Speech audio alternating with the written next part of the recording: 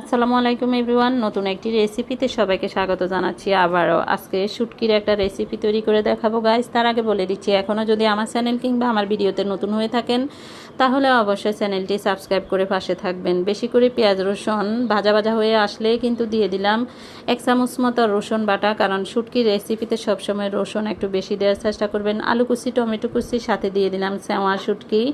তো তারপর দিয়ে দিলাম ধনে গুঁড়া, হলুদ গুঁড়া, মরিচের গুঁড়া এবং দিয়ে দিলাম লবণ পরিমাণ মতো। যেহেতু এটা শুটকির রেসিপি তো মরিচের গুঁড়া একটু বেশি ব্যবহার করেছি।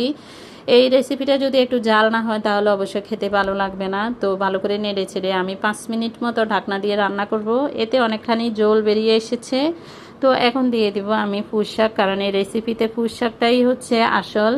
এই রেসিপিটা শুধুমাত্র পুঁই শাক দিয়ে রান্না করলে অনেক বেশি মজা হয়। তো পুঁই শাক দেওয়ার পরে বেশিক্ষণ রান্না করার প্রয়োজন নেই। শাকটা সিদ্ধ হয়ে আসলে নামিয়ে নিতে হবে গাইস। আমি আরও 5-7 মিনিট মতো রান্না করে নিব। তো রেসিপিটা আমার একদমই তৈরি হয়ে গিয়েছে গাইস। ভিডিওটি ভালো লাগলে অবশ্যই ভিডিওটি শেয়ার করে পাশে থাকবেন।